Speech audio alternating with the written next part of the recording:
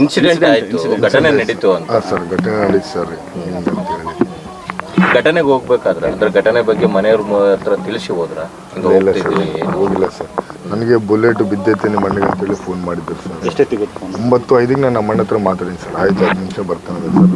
9:18ಗೆ ಇಲ್ಲಿಂದ ನಿಮ್ಮ ಮನೆಗೆ ಆಯಿತು, ಓಪನ್ ಆಗಿದ್ದಾನ, ಫುಲ್ ಸೀರಿಯಸ್ ಐತೆ ಅಂತ ಹೇಳಿದ್ರು ಸರ್. ನಾನು ನಮ್ಮ ಮನೆಗೆ ಯಾರಿಗೆ ಹೇಳಿಲ್ಲ ಸರ್. ನಮ್ಮ ಮನೆಗೆ ಅಮ್ಮಂದೇ ಇರ್ತಾಳಂತ, ಬೇಜಾರಾಗ್ತಾಳಂತ, ಮತ್ತೆ ಎಲ್ಲಿ ಗಾಬರಿ ಆಗ್ತಾಳೆ ಅಂತೇಳಿ ಒಬ್ಬನೇ ಗಾಡಿನ ಹೋದೆ ಸರ್.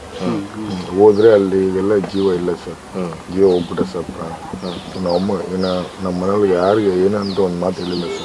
ಆಮೇಲೆ 12 ಗಂಟೆ ಮೇಲೆ ನಮ್ಮ ಅಮ್ಮಗೆ ಹೇಳಿನಿ ಸರ್, ಒಬ್ಬ ಹುಡುಗನ ಕಳಿಸಿ ಕೆಳಗೆ ಬಿದ್ದಾನ ಅಂತೇಳಿ ಕರ್ಕೊಂಬಂತ ಹೇಳಿ ಸರ್. ಅಲ್ಲಿ ಪೊಲೀಸರಿಂದ ಹಿಂಗೆ ಅಂತೇಳಿ ಹೇಳೋರು ಸರ್, ಗನ್ನು ಬಿದ್ದೈತೆ, ಶೂಟಾದ್ರೆ ಮಗ ಇಲ್ಲ ಅಂತ ಹೇಳಿದ್ದಾರೆ ಸರ್. ಹೀಗೆ ಯಾರು ಶೂಟ್ ಮಾಡಿದಾರೆ, ಎಷ್ಟು ಬುಲೆಟ್ ಬಿದ್ದಿದೆ ಸರ್? ಯಾರು ಶೂಟ್ ಮಾಡೋದಂತ ಯಾರಂತ ಗೊತ್ತಿಲ್ಲ ಸರ್. ಇವಾಗ ಅವರು ಗಾಲಿ ಜಯಂತ ರೆಡ್ಡಿ ಸರ್ ಅವ್ರ ಮನೆ ಅವ್ರ ಮುಂದೆ ಆಗಿದ್ದಾರೆ ಸರ್.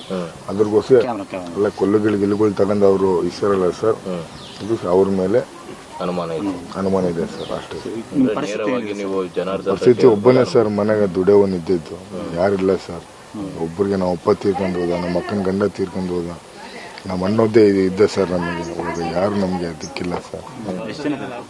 ಸರ್ ನಾನು ನಮ್ಮಮ್ಮ ಅಷ್ಟೇ ಸರ್, ನಮ್ಮ ಅಣ್ಣ ಸರ್.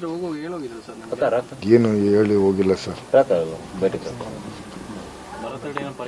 ಈಗ ಪರಿಹಾರ ಕೊಡ್ತಾರಂತ ಪರಿಹಾರ ಅಂತ ಹೇಳ್ಯಾರ ಸರ್.